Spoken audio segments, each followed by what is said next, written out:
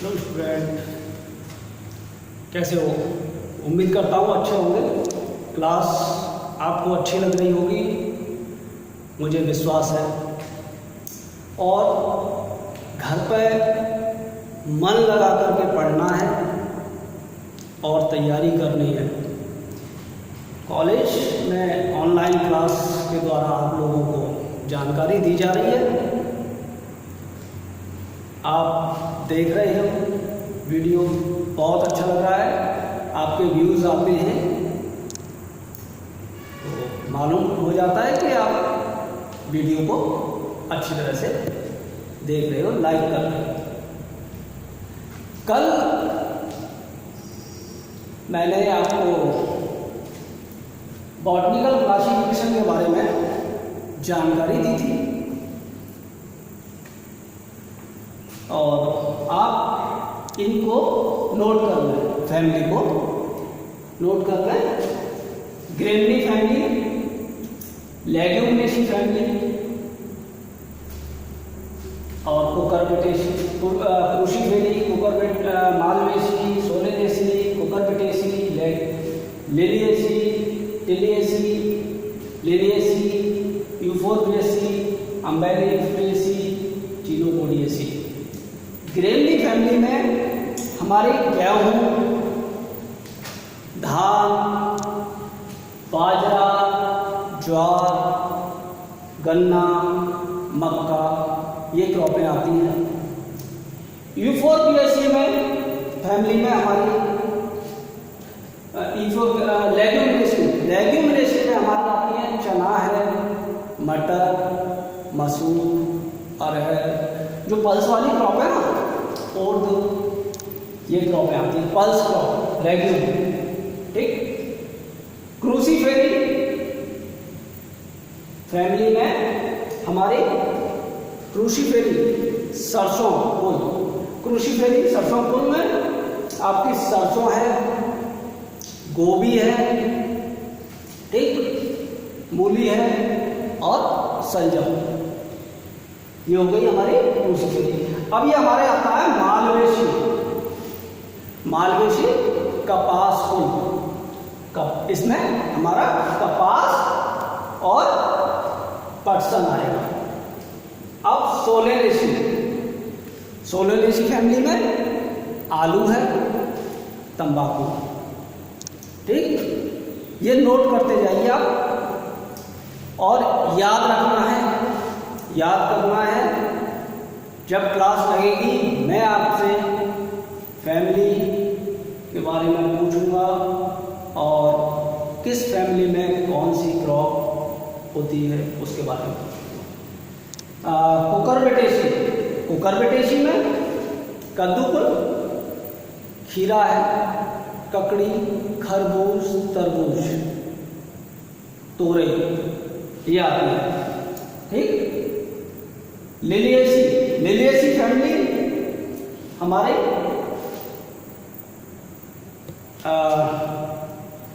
प्याज है, लहसुन, प्याज, लहसुन। टिलिएसी, टिलिएसी, टिलिएसी में हमारा जूट आएगा और टिलिएसी के बाद लिलिएसी। ठीक है, टिलिएसी के बाद लिलिएसी, लिलिएसी में हमारा अलसी और यूफोर्बिएसी फैमिली। यूफोर्बिएसी में ये अंडी कुल है, अंडी, इसमें अंडी आती है इस फैमिली में। और इसके बाद अम्बेलिफेसी, अम्बेलिफेसी में गाजर है, धनिया है, सौंफ है। ये क्रॉप हमारी अम्बेलिफेसी में आती है। और इसके बाद हमारा आ गया चिनोपोडिएसी, चिनोपोडिएसी चुकंदर, इस फैमिली में चुकंदर क्रॉप आती है। अब हम आपको classification based on special use of crop के बारे में बताएंगे।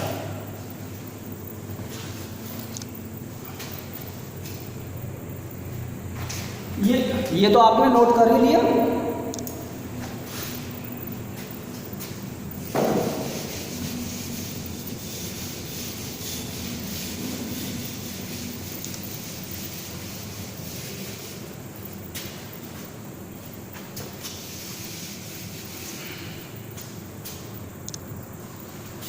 अब classification based on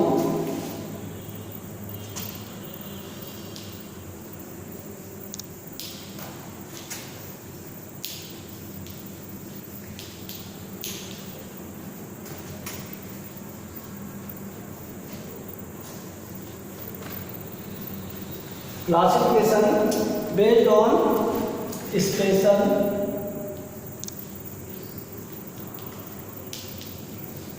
special use of crops। ठीक, ये हो गया।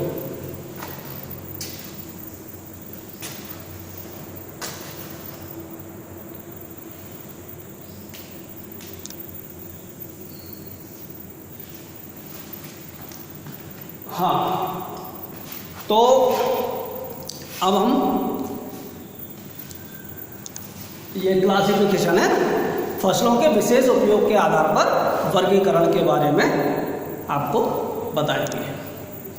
फसलों के विशेष उपयोग तथा फसलों के विशेष लक्षण के आधार पर भी इनको विभिन्न वर्गों में विभाजित या बांटा जा सकता है। जैसे हरी खाद की फसलें, अंतर्वर्ती फसलें, नकदी फसलें, आरक्षी फसलें। अब ग्रीन मैन्योर क्रॉप्स के बारे में हम बता रहे हैं। ग्रीन मैन्योर क्रॉप्स क्या है? इन फसलों को कुछ समय तक उगाने के बाद मिट्टी पलट हल से जुताई कर दबा दिया जाता है। जो ग्रीन मैन्योर जब करते हैं ना, जैसे ढांचा, तो उसे हम जुताई के द्वारा मिट्टी में मिला देते हैं।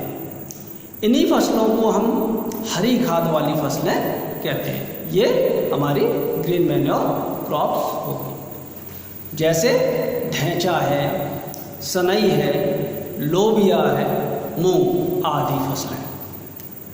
अब ग्रीन मैन्योर क्रॉप हो गई, फर्स्ट हो गई हमारी ग्रीन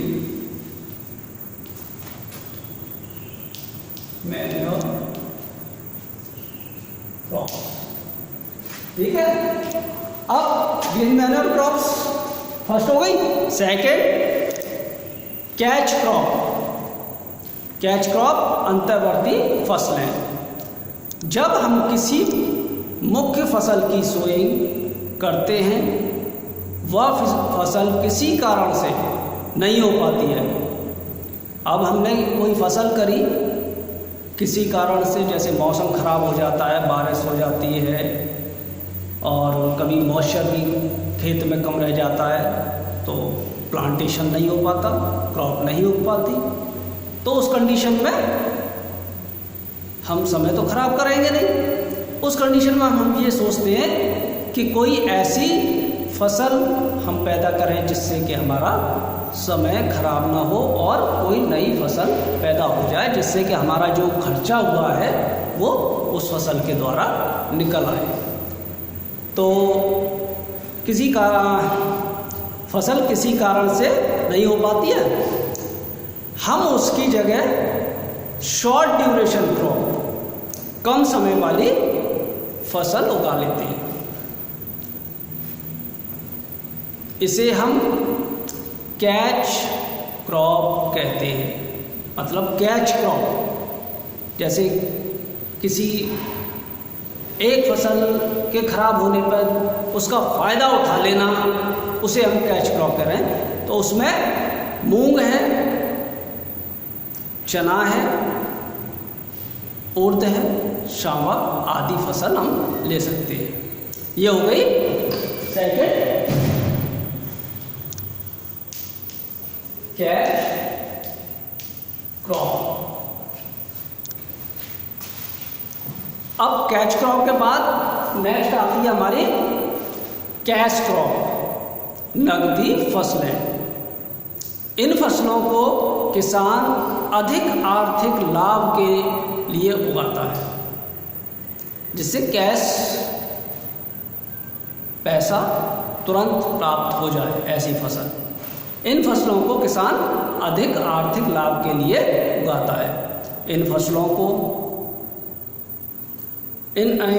का थोड़ा भाग किसान अपने लिए भी रख लेता है। कुछ भाग किसान अपने लिए भी रख लेता है, जिससे उसकी आवश्यकता की पूर्ति हो सके, और बाकी भाग को या कहेंगे उत्पादन को बाजार में बेच देता है, जैसे आलू, गन्ना, तंबाकू, चाय, कपास। अब ये आदि फसलें हो गई। ये हो गई हमारा कैश क्रॉप। नंबर 3 हो गया कैश क्रॉप। ठीक, अब इसके बाद हम लेते हैं 4th cover crop. Cover crop, ठीक है।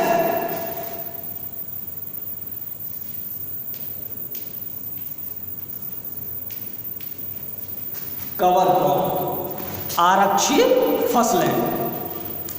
अब इसको हम बताएंगे कैसे। इस प्रकार की फसलें वायु व वर्षा से होने वाली जो भूमि का कटाव होता है ना, सॉइल इरोजन को रोकती है। भूमि के कटाव को, जैसे बारिश होती है तो मट्टी खेत में से बहने लगती है, भूमि कटाव को रोकती है, क्योंकि इनकी वानस्पतिक वेजिटेटिव पार्ट जो भाग है उसका, वानस्पतिक भाग भूमि को अधिक घेरे रहता है। ठीक, अधिक घेरे रहता है मतलब ज़्यादा जगह घिरेगा, पत्तियों से, टहनियों से, डालियों से, जो भी है, जिससे मृदा कटाव रुकता है और मट्टी को जकड़े रहता है। सॉइल, उसकी जड़ें फैल जाती हैं तो वो मट्टी को अच्छी तरह से पकड़ लेती हैं, उसे बहने नहीं देती। और सीधे डायरेक्ट जो बारिश पड़ती है या आंधी में, जैसे आंधी आ रही है, धूल उड़ती है, तो उसको भी रोक लेती है। इसके अंतर्गत इससे मृदा कटाव रुक जाता है। इसके अंतर्गत आने वाली फसलें जैसे मूंग, लोबिया, उर्द, सेम आदि आती हैं। ठीक, ये आपके 1, 2, 3, 4 ये क्रॉप हो गई। इनको आप नोट करिए।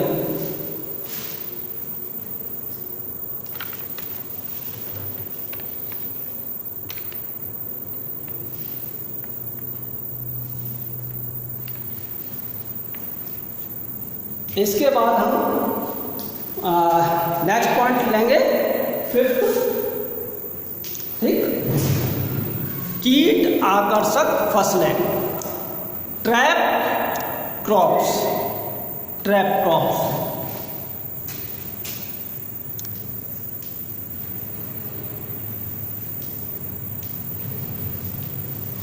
ठीक, ट्रैप क्रॉप्स ये कीट आकर्षक फसलें होती हैं। कीट आकर्षक फसलें ये कीटों को आकर्षित करती हैं। ये फसलें कीटों को आकर्षित करती हैं। तो इसके बारे में लिखिए आप। जब किसान अपनी मुख्य फसल को कीट पतंगों से बचाने के लिए मुख्य फसल के चारों तरफ या एक तरफ दूसरी फसल उगाता है, जैसे गेंदा, सरसों।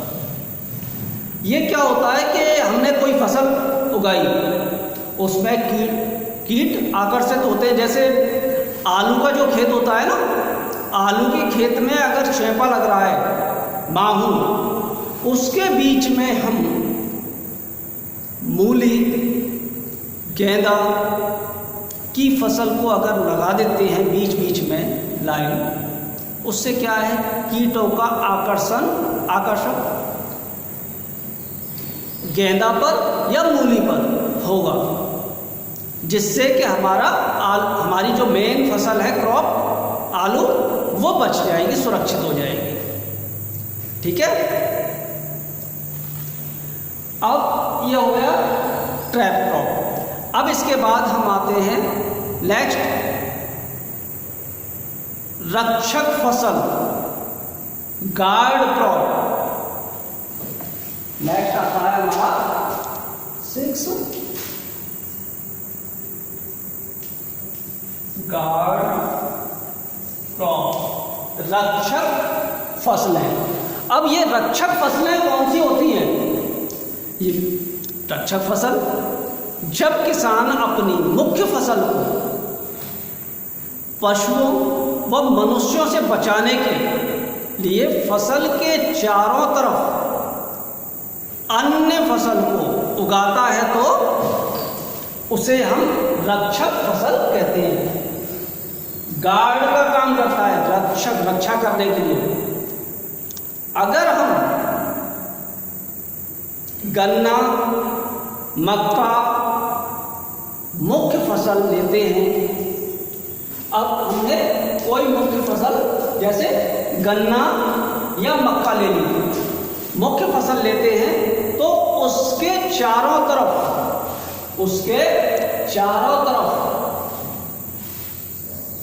या किसान अपनी सुविधा अनुसार ज्वार फसल लेता है।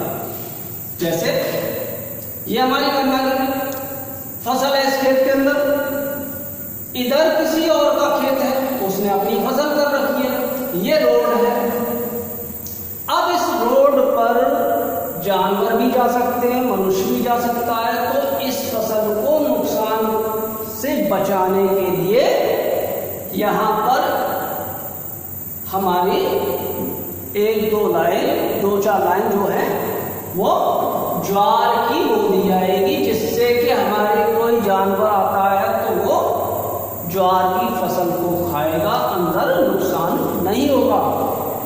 अगर हमने गन्ना कर दिया तो हमारा गन्ना को भी नुकसान नहीं पहुंचेगा। तो अगर किसान मटर की फसल लेता है तो किसान को मटर की फसल बचाने के लिए उसके चारों तरफ या किनारे से कुसुम की फसल उगा लेनी चाहिए, जिससे कि उसको जानवरों से, मनुष्यों से, जंगली जानवरों से उसकी रक्षा करी जा सके। ठीक। अब इसके बाद ये हमारा हो गया 6 पॉइंट, गार्ड क्रॉप, रक्षक फसल। अब इसके बाद आएगा 7th point, indicator crop. 7th point,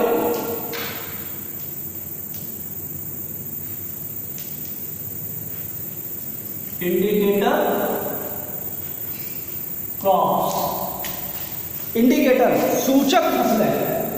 अब ये सूचक फसलें कौन सी हैं? अब सूचक फसलें ऐसी फसलें जिनके द्वारा यह पता लगाया जा सकता है कि इसमें किस पोषक तत्व की कमी है या मृदा में नमी के लक्षणों को प्रकट करती है। जैसे सूरजमुखी मृदा जल की कमी दर्शाती है। सूरजमुखी मृदा जल की मॉइस्चर अगर कम है तो वो दर्शा देगी, उसकी पत्तियाँ और फ्लावर मुरझा जाता है। तो इससे हमें मालूम पड़ जाता है कि इसमें मॉइस्चर की कमी है, तो जल की कमी को दर्शा देता है। मक्का नाइट्रोजन, फास्फोरस, पोटास, जिंक आदि की कमी को प्रकट करता है। ठीक, तो मक्का के अंदर नाइट्रोजन और फास्फोरस, पोटास, जिंक की कमी का हमको मालूम पड़ जाता है कि इस मक्का में इस चीज़ की कमी है। अब इसके बाद नेक्स्ट आती है 8th number, nuts crop. Nuts crop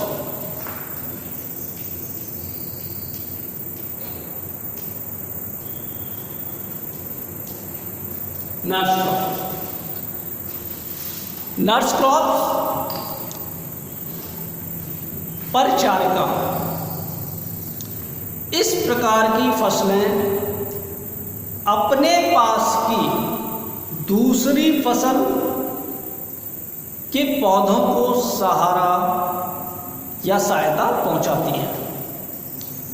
इसमें हम कहते हैं कि सरसों, ज्वार नट्स क्रॉप है।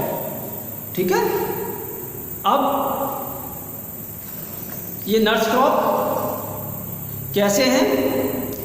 लोबिया में अगर हम ज्वार की फसल कर दें, ज्वार बो दें, मटर में सरसों, तो इनमें हम कहेंगे सरसों और ज्वार नट्स क्रॉप है। अब इसके बाद आता है next point, truck crop. Next आएगा 9 नंबर,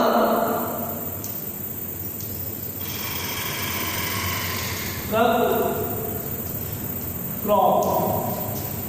ट्रक क्रॉप, इससे आप अनुमान लगा सकते हो। ट्रक क्रॉप मतलब ट्रक गाड़ी होती है ना, ट्रक, तो एक जगह से दूसरी जगह पर फसल को ले जाने वाली, तो उसे ट्रक क्रॉप कहेंगे। तो इसे लिखिए, आप लिख सकते हो, वे फसलें जिनकी पैदावार या उत्पादन, जिनका उत्पादन ट्रक द्वारा एक स्थान से दूसरे स्थान में भेजने के उद्देश्य से किया जाता है। ये ऐसे भी लिख सकते हो। एक ये भी लिख सकते हो, वह फसलें जिसकी पैदावार को ट्रक द्वारा दूसरे बाजार में भेजने के उद्देश्य से उगाया जाता है, उसमें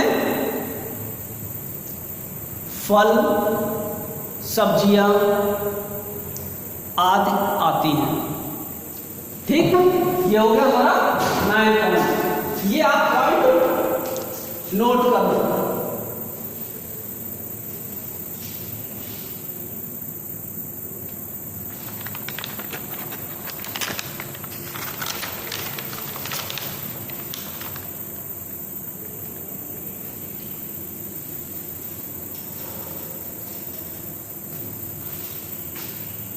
अब इसके बाद ये नोट कर लिया होगा।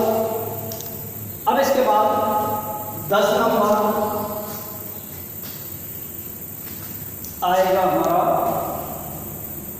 नाभिक फसलें। 10 नंबर हमारा नाभिक फसलें, हब क्रॉप।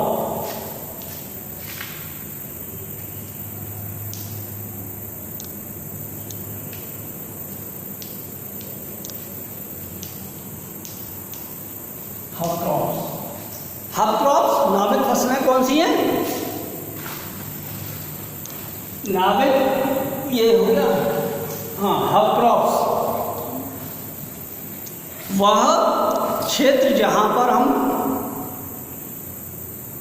ऐसा फसल चक्र, ऐसा क्रॉप रोटेशन लें जिससे अधिक आर्थिक लाभ प्राप्त किया जा सके।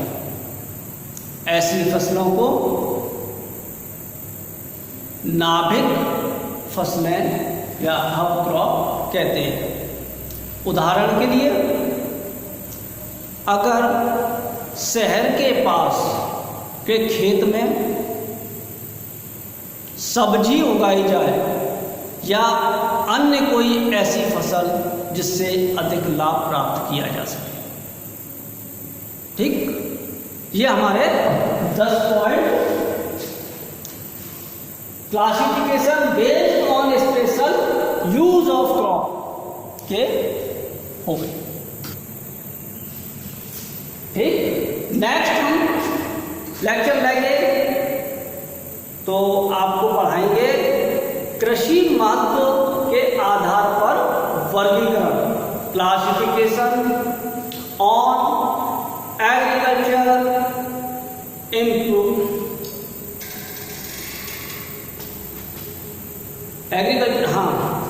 कृषि महत्व के आधार पर वर्गीकरण, क्लासिफिकेशन ऑन एग्रीकल्चर इंपॉर्टेंस।